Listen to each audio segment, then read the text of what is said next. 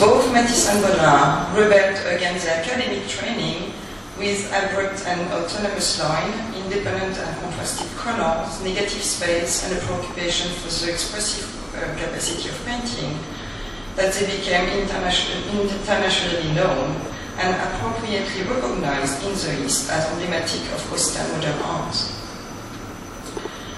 Despite his early encounter with the painting of Matisse and Bonnard, and the subsequent mention of the name in interviews, in fact, Pokim's work rarely showed any references to this artist, thus calling into question again that they had influenced him. Ultimately, Pokim was not looking for someone to copy. He was instead interested in finding his way out through learning about culture at large. Nevertheless, as Matisse and Bonnard did, he also announced with academic training when he started doing abstract painting.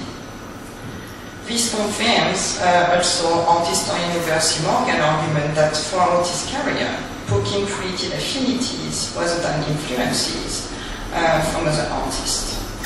Thus here, from a combination of his training at the academy and the painting of Matisse and Bonnard, he understood the value of working independently outside of the cultural model and convention that were expected of him.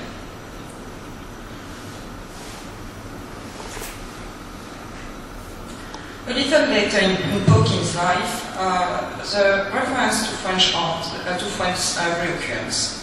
Here as well, it is on the occasion of a missed encounter with French art.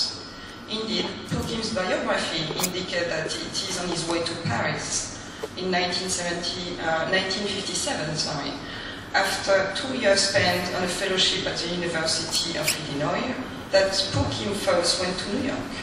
Having spent the money he needed to complete his trip and to reach Paris, Pokim stayed in New York and started his abstract expressionist painting, such as the one that's currently exhibited in the exhibition. And becoming at the time associated with the so-called second generation of painters of the New York School.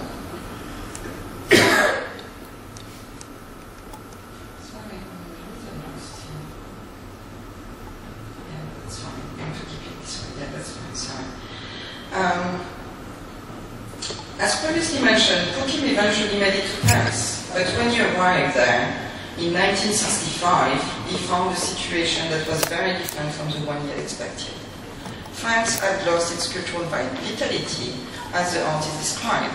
By then, it had indeed been confirmed and concealed in its post-war cultural decline. Additionally, the artistic context was not favorable to Pokim, since in France in the 1960s,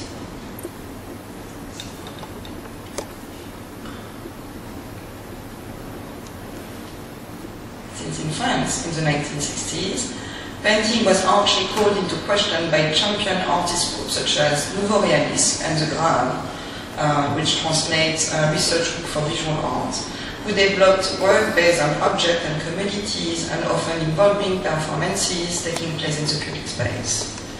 Understandably, the type of art that Pokim could have seen in France in the mid-1960s did not attract his attention, as much as did the painting that he was already able to see in New York. Would Pokim have made it to Paris in 1957? What kind of French art would he have found? And would he have been, would have he shared affinities or influences with them? Absolutely. In fact, in France in the 1950s, painting dominated as a medium. And the trend of painting that Pokim would have been the closest to would surely have been lyrical abstraction. Lyrical abstraction was an international group of artists based in France, represented here by Hans Hartung and Pierre Nijinsky. They practiced a form of expressionist abstract painting, sharing with their American counterparts an interest in formalism. However, specific to lyrical abstraction was also a narrative dimension to their work, which is also often pointed out in Pokim's painting. And this narrative dimension is always mentioned as missing in the more spontaneous and immediate aesthetic of American abstract expression. However, Pokim admitted no knowledge of French art from the 1950s and of lyrical abstraction more specifically. One would speak again of affinities rather than influences shared between Pokim and contemporary French art. But those affinities here in this case, I would suggest, are rooted in the common interest that artists in the 1950s and Pokim would have had for existential philosophies.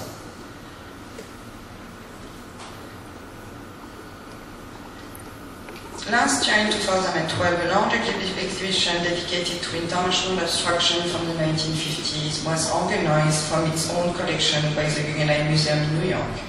Entitled Art from Another Kind, International Abstraction at the Guggenheim 1949-1960, it referred to the inaugural exhibition that the museum organized when it opened in 1959.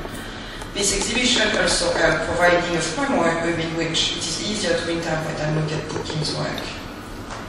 The exhibition represented a diversity of artistic trends happening simultaneously in the 1950s, and in differently on various continents, American, European, Asian, and artists exhibited were representative of a large diversity of artistic movements, such as art brut, art informel, abstract expressionism, materialism, Taoism, lyrical abstraction, action painting, cobra, etc., etc. Yeah. Have you seen the exhibition? Yeah? Quite sure, by the way. In the exhibition, all these trends and the diversities were put together under a singular concept of an art autre, art of another kind, which had been formulated by French art critic Michel Tapier in 1952. For Tapier, the strength of an art autre, or art of another kind, was its diversity, and the concept itself was based on a defense of notion of differences and experimentation. Therefore, works could be created on the floor, artists could use scripts and employ gravity, chance, time, and process to shape the work.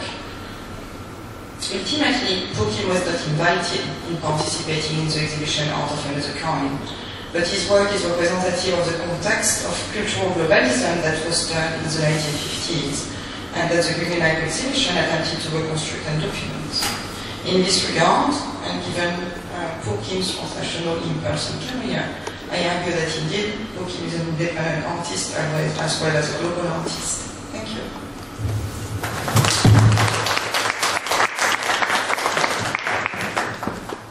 Aspects of Pokim's work that was never actually discussed. It really opens up a new avenue for a research topic on Pokim's long career. Thank you very much, Stephanie. Okay, next presenter is Marshall N. Price. Okay, let me find this first. He earned his PhD in art history from the Graduate Center CUNY and has written and lectured widely on American arts of the 20th and 21st centuries. From 1998 to 2002, he was assistant curator at the Santa Barbara Museum of Art. Since 2003, he has been on the curatorial staff of the National Academy Museum in New York, where he is the curator of modern and contemporary art. Some of his recent exhibitions include the Abstract Impulse, 50 Years of Abstraction in the National Academy in 2007, George Tucker, a retrospective in 2008, a traveling exhibition organized by Robert Cozzolino, curator, Pennsylvania Academy of the Fine Arts, and most recently, Reconfiguring the Body in American Arts from 1820 to 2009, co-curated with Bruce Weber, and John Cage, The Site of a Silence, just a recent exhibition that ended recently, 2012, co-curator Ray Cass, and he has a new show coming up, opening next week, so you can advertise if you want. All right, welcome Marshall and Price. And he will be talking about internationalism in New York City. Thank you.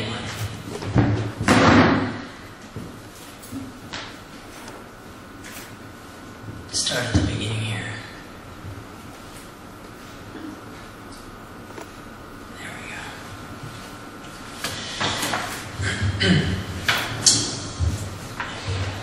Abstract Expressionism, the most dominant movement to emerge in this country after World War II, is nearly always characterized as the first truly American school of art, finally released from European precedents, and one that could ostensibly embody the freedoms of post-war America. It has been articulated in various ways by individual writers as an American-type painting, American action painting, and the triumph of American painting. The Museum of Modern Art, the most powerful institution in its support of the movement, refers to it as an especially American style because of its attention to the immediacy of the paint. Because of these and many other factors, including an ease with which one can construct an Americanness for abstract expressionism, and a thoroughly passive receptivity with which the general public has viewed this movement, the notion of abstract expressionism, and more specifically the New York School, as it's frequently known, as the first true American school, is somewhat misleading and ultimately inaccurate. The movement was much more international than is generally understood, and became a crucible of artists born from not only all over the country, but really all over the world. Scholars have only recently begun to dig deeply into the internationalism of abstract expressionism, most notably in the exhibition that Stephanie mentioned, and an anthology in 2007 by Joan Martyr, which really examines the movement in an international context and how it related to movements in Europe and elsewhere. What I would like to do, however, is simply look at how international the movement was here at home through a brief presentation of a dozen foreign-born artists. Some of these you may know, while others may be completely unfamiliar to you. The point is really to illustrate that it was a much more diverse and broadly based movement than is generally understood. There are 6 or 7 artists who have been identified most frequently as forming the center of abstract expressionism, including Jackson Pollock, Mark Rothko, Willem de Kooning, Clifford Still, Barnett Newman, and Franz Klein. It has been repeated again and again how Pollock, and also Still for that matter, born in the American West, in many ways embodied a kind of masculine spirit of the cowboy and archetypal American character. This is the type of articulation that feeds into and perpetuates this myth of Americanness. Several of these inner circle artists, however, were actually born outside the country. The most notable of these, Willem de Kooning, was born in 1904 in Rotterdam, the Netherlands, and came to the U.S. as a young man in 1926. By the 1930s, he was ensconced in the New York art scene, working on the mural division of the WPA. De Kooning has received a great deal of attention lately with the publication of the prize-winning biography in 2006 and the gorgeous retrospective that was presented by the Museum of Modern Art in 2011. De Kooning was very close friends with abstract painter Arshile Gorky. Gorky was born in Armenia in 1904 and left his country in 1915 to escape the Armenian genocide, arriving in the U.S. in 1920. He took his own life in 1948 after a series of tragic events, including a painful separation from his wife, a car accident that left him partially paralyzed, a studio fire that destroyed much of his work, and excruciating colostomy. While he died before abstract expressionism emerged and not technically considered part of the movement, he was nonetheless an instrumental part of its development. His work came out of surrealism, but was always infused with references to his Armenian homeland. Mark Rothko, who, like Gorky, had been very much attracted to surrealism in his early years, was also an immigrant. He was born Marcus Yakovlevich Rothkowitz in Minsk, Russia, in 1903 and came to this country in 1913. While he himself rejected the label of abstract expressionism, he nevertheless made tremendous contributions to the movement and abstract painting of the 1950s. Rothko developed a highly nuanced form of abstraction that lacked the frenetic energy of some of his peers and appears to be a more introspective, one could even say meditative, type of abstraction as seen here in a painting of 1950. These are 3 well-known immigrant artists around whom the mythology of abstract expressionism has been created.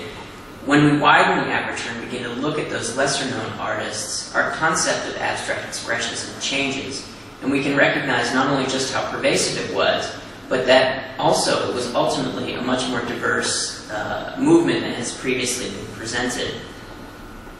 Milton Resnick was instrumental in the development of the movement, and in fact also a close friend of Po Kim's.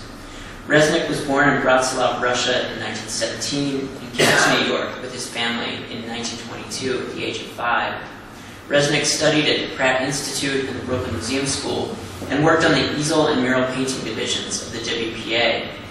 His career was interrupted by his service in the Army during World War II. After his return, however, he was a significant contributor to the development of abstract expressionism and became a central figure of the Artist Club, an important formal gathering for young artists in the movement. He was close friends with de Kooning, and while some of his early work is very close to the Dutch artists, he too developed a distinctive striated style in the 1950s that you can see here. Resnick was one of the last surviving members of the so-called first generation of abstract expressionists, and like Rothko and Gorky, he too died tragically by his own hand in 2004. There were several women who were part of the abstract expressionist movement, the best known of which were all American-born. These include Lee Krasner, who was married to Jackson Pollock, of course, Grace Hartigan, Joe Mitchell, and Helen Frankenthaler. There was one significant woman artist from this era not born in the U.S., however. She was one of 18 artists, and the only woman among them, who in 1950 sent a letter to the Metropolitan Museum of Art protesting the museum's exclusion of any abstract artists from the Met's exhibition, American Painting Today. The protesters gained such notoriety that this photograph of them was published in Life magazine, and the group was deemed the Irascibles. In the photo, we can see some of the artists already mentioned, including Jackson Pollock, conspicuously at the center of this photograph, Barnett Newman below him, and de Kooning, Still, Motherwell, Rothko, and others. In the back, at the top, is Hedda Stern. She was the last surviving member of the artists in the photograph and died only in 2011 at the age of 100. She was born in Bucharest, Romania in 1910 and studied there before continuing her training, first in Vienna and not long thereafter in Paris. She came to the U.S. in 1941 to escape the war, and in 1944 married the well-known cartoonist Saul Steinberg. Unfortunately, Stern has basically been absent from most of the scholarship in post-war American art. Another artist who came from Eastern Europe and was an early member of abstract expressionism was Jack Torkoff. Torkoff was born in Biała, Poland in 1900 and came to the U.S. with his family as a young teenager in 1913. In the early 20s, he initially studied English at Columbia University before seeing paintings by Cézanne that altered the course of his life. He switched focus and began to study art, first at the National Academy of Design and later at the Art Students League. Torkoff, like many of his contemporaries, worked on the easel painting division of the WPA, during which time he met de Kooning. After the war, Torkoff took a studio next to de Kooning, and the two remained close friends. Torkoff was a founding member of the Artist Club, but was perhaps most instrumental really as a teacher, first at the experimental Black Mountain College in North Carolina, and later as the chair of the department at Yale University. Some of his students included Chuck Close, Jennifer Bartlett, Richard Serra, Dorothea Rockburn, Nancy Graves, Rackstraw Downs, Bryce Martin, and others. Most but not all of the international artists of the New York School came from Europe. Kenzo Okada was one of the few Japanese artists who came to the U.S. and became part of the movement. Born in Yokohama, Japan in 1902, Okada first studied at the Tokyo School of Fine Arts, but desirous of working in a Western style, soon left to continue his studies in France. He returned to Japan in the late 1920s, but in 1950, already a mature artist, he moved to New York. Okada began showing at the Betty Parsons Gallery, where he met many members of the New York School. In the 50s, the Betty Parsons Gallery showed artists such as Clifford Still, Barnett Newman, Rothko, Pollock, Rauschenberg, and other avant-gardes.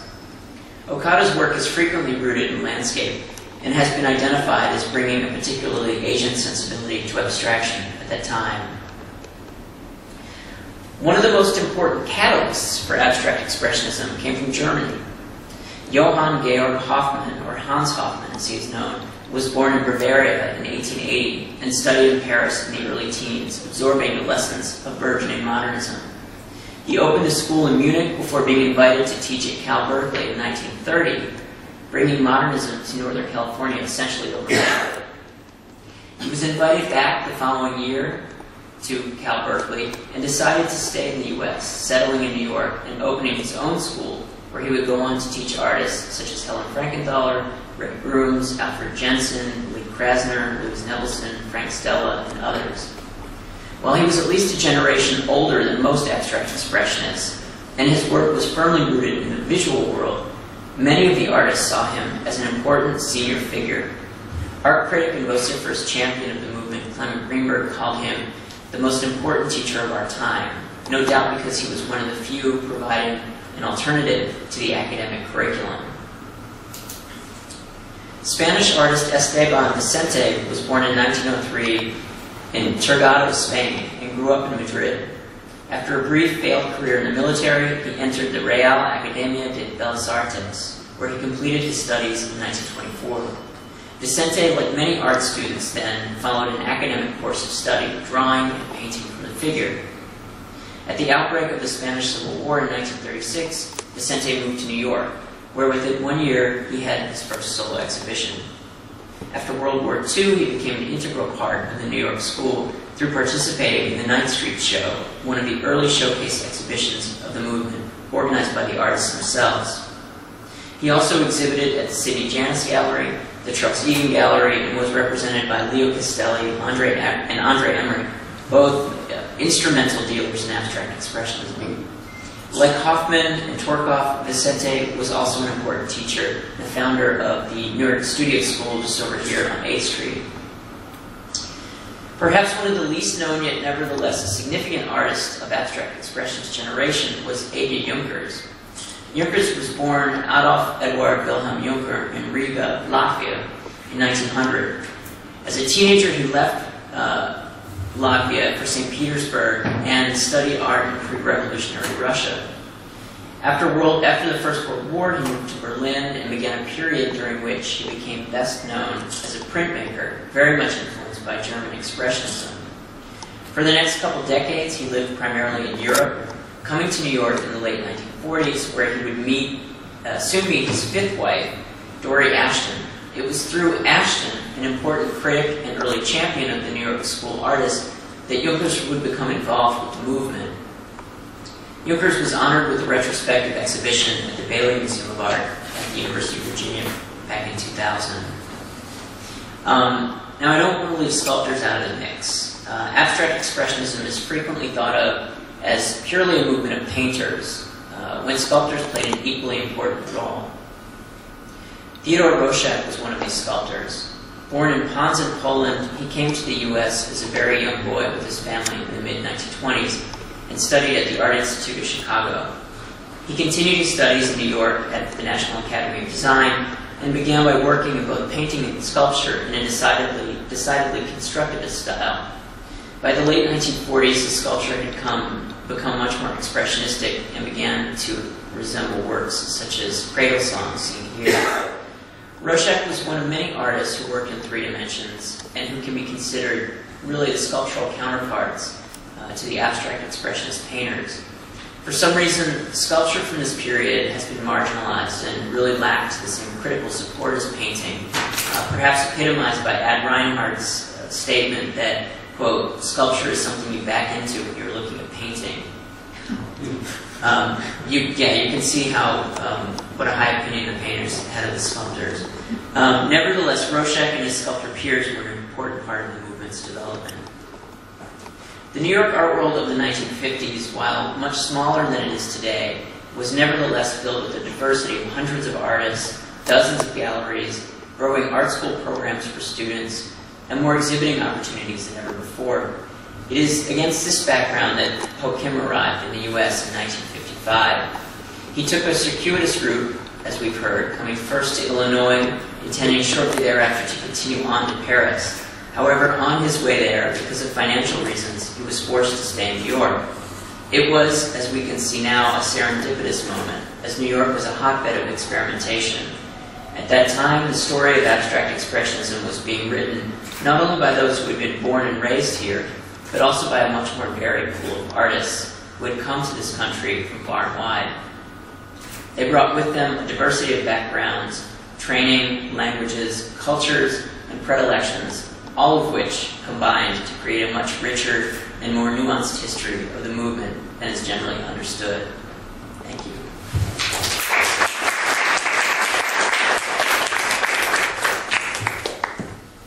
So even though Mona Hathaway is not presenting, to introduce her biography. So Mona Hathaway is a professor of 20th century European and American painting and sculpture at the Graduate Center, CUNY, at Brooklyn College. We all learned from her. So one of the reasons why she was invited here today. She has written extensively on the art of Lee Bontekoe, including an essay for the Bontekoe retrospective at the Museum of Modern Art in 2004. Currently, she's writing for the catalog of the forthcoming Bontekoe drawing show at the Mannion Foundation in Texas.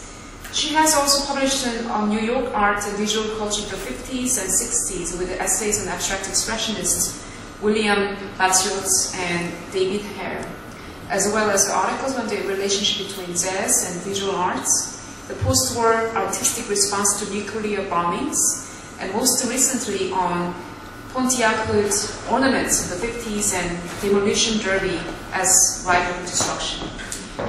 So, panelists, please come forward.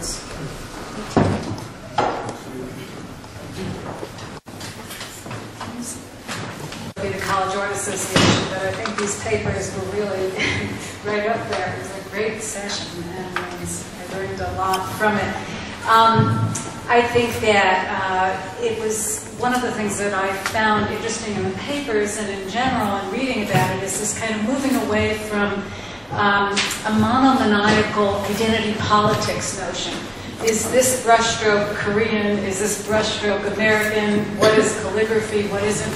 And I think some of these identity politics discussions get us kind of boxed in. And what happened today, which was interesting, I think, is a lot of different ideas. For example, we sit and talk about Rothko and what Rothko did, and we don't say this is the Russian half of the painting and this is the American half of the painting. That's the same for all of these artists. On the other hand, obviously, there are, and we do this also with feminism, we discuss a lot, you know, is there something that is essential to being a woman? I mean, do we paint a certain way because we're women? And generally the answer is no, you know, there's no one essential way, but there are things that we learn from cultures, that we learn from backgrounds. And so whether a brushstroke is Korean or American or Dutch or Russian or what, it's not as much the issue, I think, as the notion of a kind of global identity, of a sharing back and forth of ideas, of a kind of universalism, which is what Soran was getting at, as opposed to sort of identifying what exactly is the influence in one brushstroke or another. And that is really always the way it was, but I think this panel has done a great movement towards opening up the discourse to place the wonderful paintings of Po Kim in them in a very different way. Something that I was thinking about as I was, you know, reading Jeffrey's wonderful book on Asian traditions and reading the literature that I had, I was thinking about a little bit more, and also Soran discussed this whole idea of exile, immigration, diaspora, and memory, nostalgia. When I teach abstract expressionism, I spend a lot of time on the difference between Gorky and de Kooning. And some of you, you know, in the class, will say de Kooning left because he wanted to. You know, he came here, and so he had an enthusiasm for America, an enthusiasm for American mass culture. Whereas Gorky is basically an exile. He left because he had to. I mean, I guess he could have stayed in that situation, but as an Armenian, he was out. He was out of there. So I was thinking, how does Pokim fit into this idea? And in many ways, I do think, there is a kind of healing process going on, as Soren was saying, very akin to Gorky. And one of the things that we talk about a lot in terms of issues of trauma, exile, immigration, nostalgia, memory, one of them is how one finds home in a new place, particularly when there's been pain and loss. And some of the things that are talked about in terms of, say, Masson or Gorky, Masson also leaving France with a difficult background during the war, is that they find it in the landscape.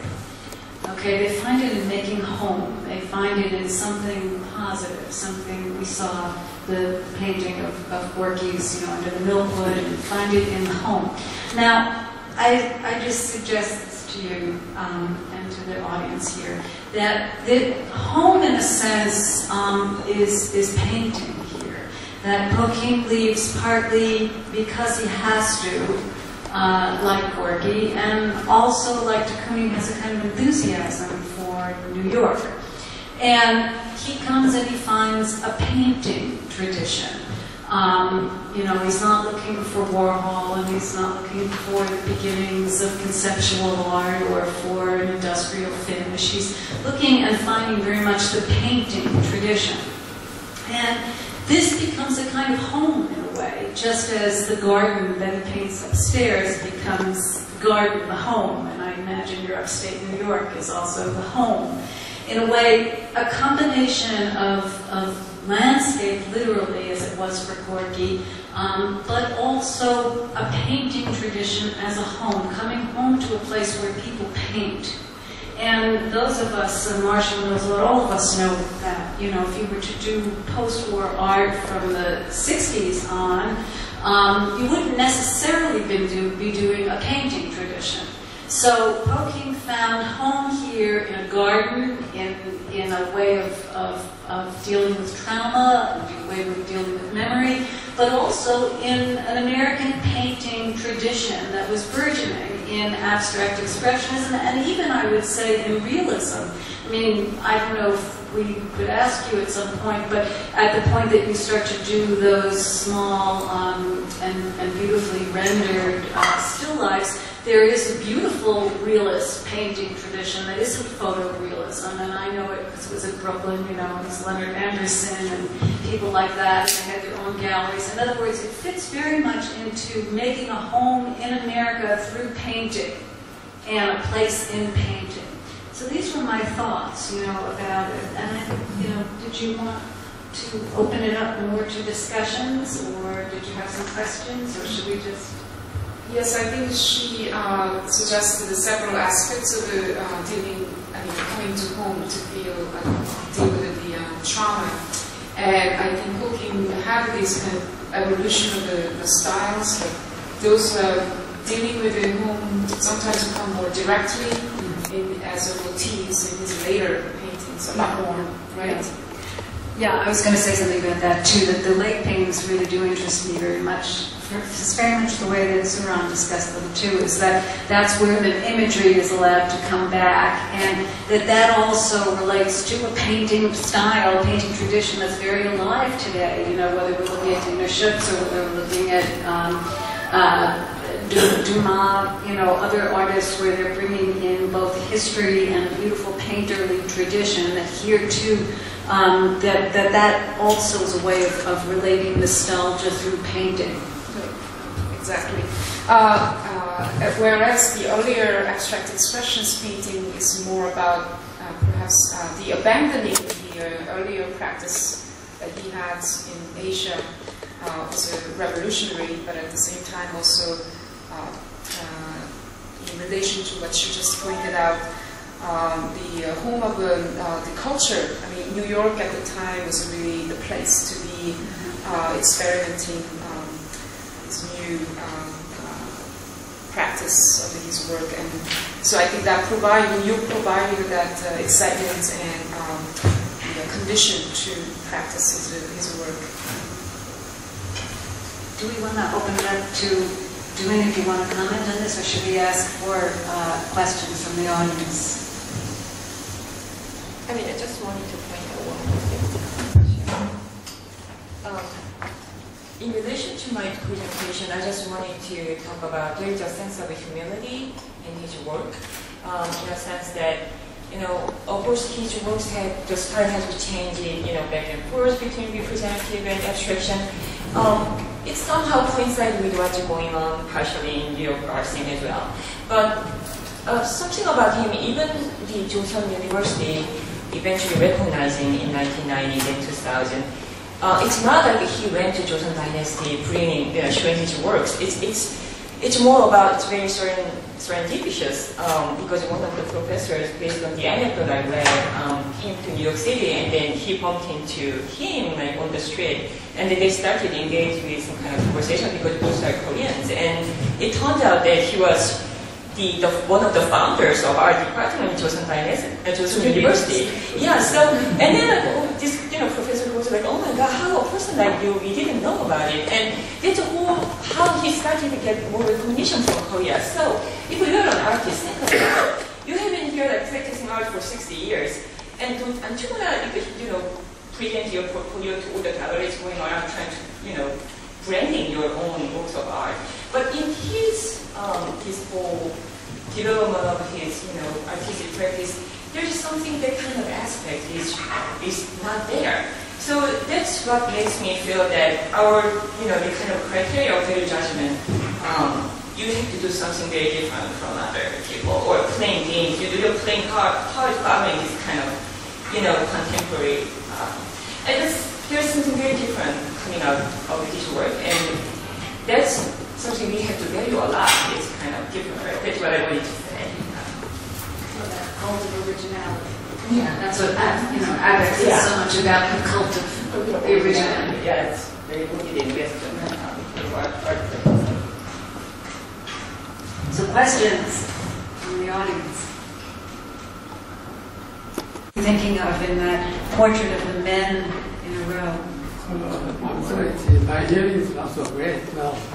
So, please tell me exactly what your question is.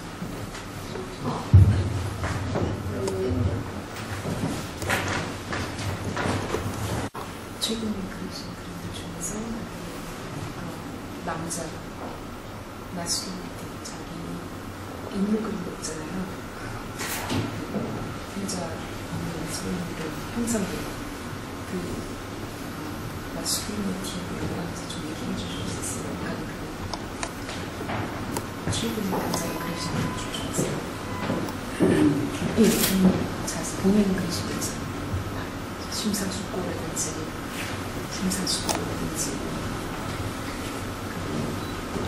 본인의 모습 그리면서 인물이 들어가죠. 남자 인물 캔버스에 그거가 혹시 그거에 대해서 조금만 그냥 얘기해 주세요. 아무거나 얘기해 주세요.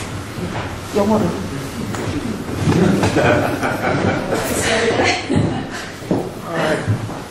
Frankly, I really still I don't understand exactly what you want to hear from me, but I guess that about my figurative painting. Is that true or no? You asked me something about I was asking you about the painting that has all the men standing in a row. That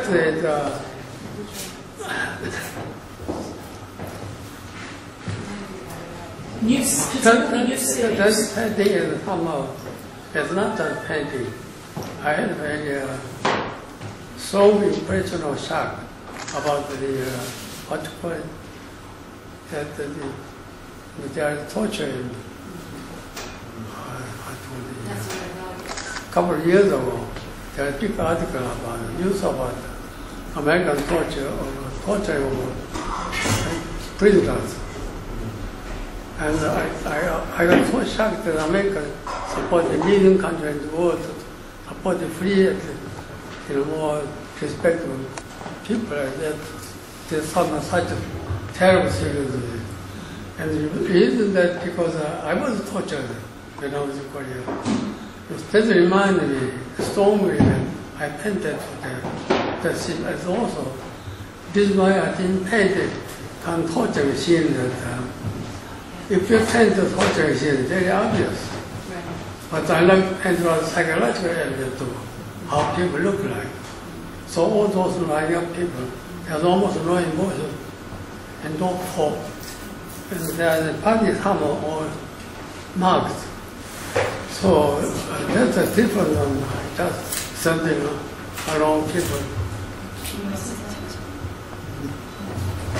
Well, that's what I was thinking, and I think. And so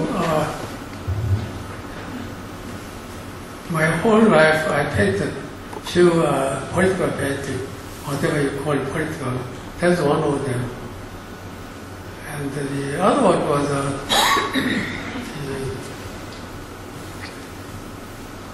the last bombing of the World Trade Center. I watched that from beginning to end from my room. At that time I was having breakfast. I saw terrible roar sound from this side. And I thought some airplane in trouble. It was such a noise. And I watched through this, how it went and how they hit towards the Trade Center, how it collapsed. And then a couple of hours later, I went outside. And I saw walking from the World Trade Center in front of the door, a lot of people. And so, now, firstly, I saw the expression. I couldn't see any expression on their face. And also, I experienced during the Second World War, after the band entered, Japanese people had almost no emotion in their face, almost defeated face. I felt the same way at the 9/11. And then after the haircut, third one was Tiananmen Square incident. And the Chinese, was student. And I painted one with big, huge flowers. If I don't say it, nobody recognizes that such a subject. But I discreetly take the people at tank and guns behind big, huge painting, animal painting. So those three paintings I painted, it was political painting. I would never be a political person, but as communist sometime for America, both sides I was tortured. And that's why one of the reasons I never went back to Korea for more than 30 years. I was afraid to come. So that's the story.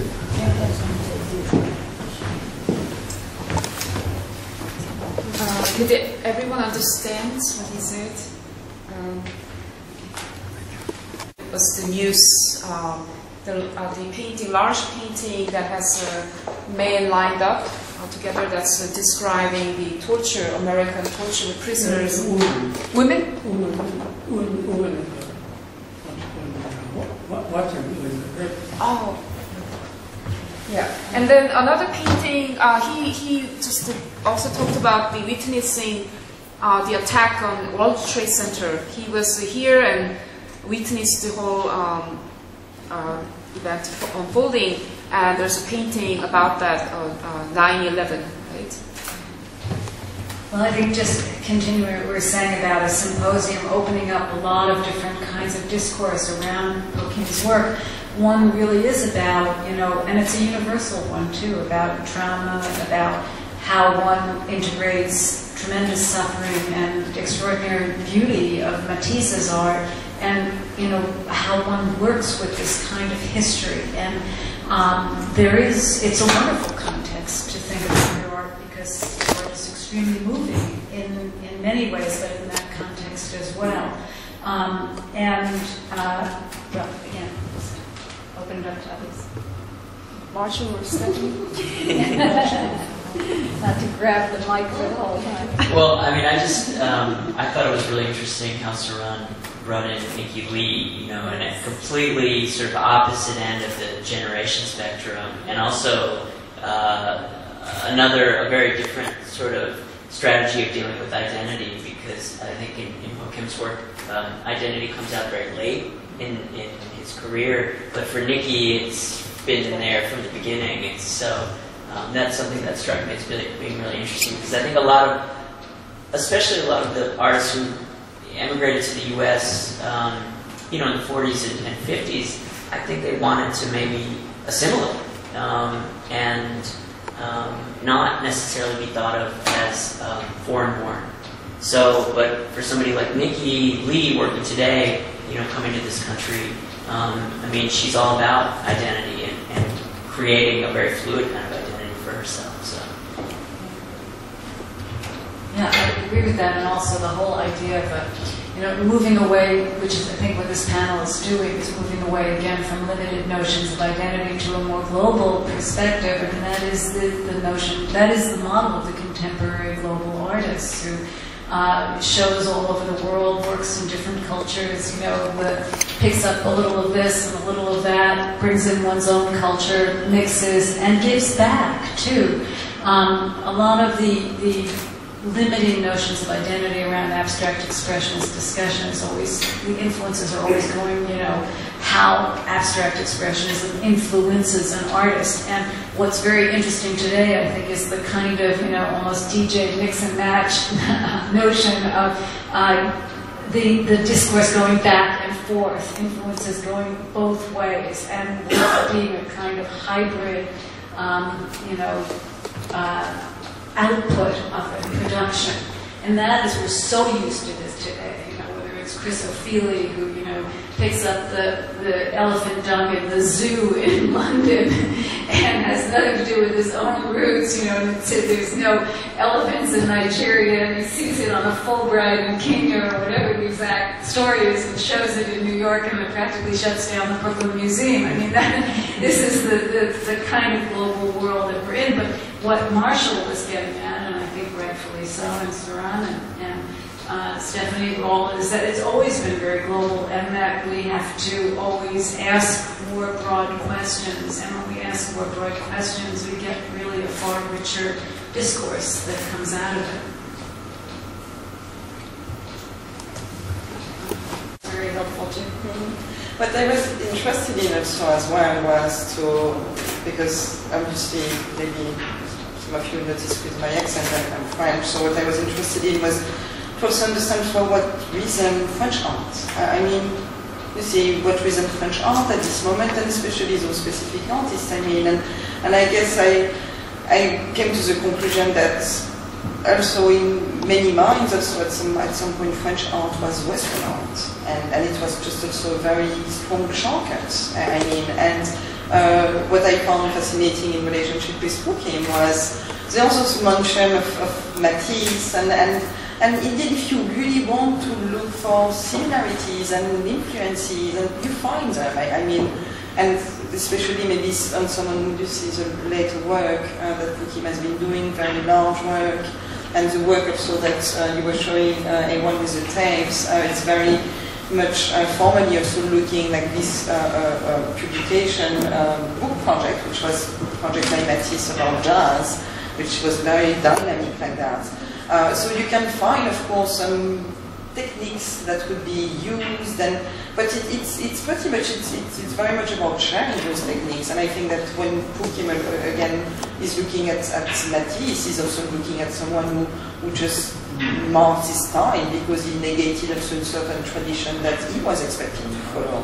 So I really like this aspect about Po Kim also in some ways trying to avoid being who is supposed to be also as a Korean artist, or as an artist immigrating from Korea, and trying to define his own identity within this larger world, I guess.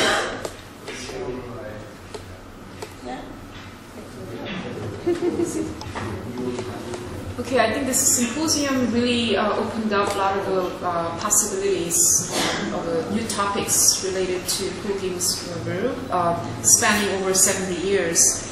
And I thank all the participants and panelists for your interesting research topic. And I hope this discussion will continue. And we are planning, we don't have the exact date, but second symposium on works and life of Sylvia Wald. We initially wanted to talk about both of the works by both artists, but we realized we're not going to have enough time just to discuss one Poking's work. So hopefully you come back for the second symposium on Sylvia Wald. And thanks so much for coming today. And thank you for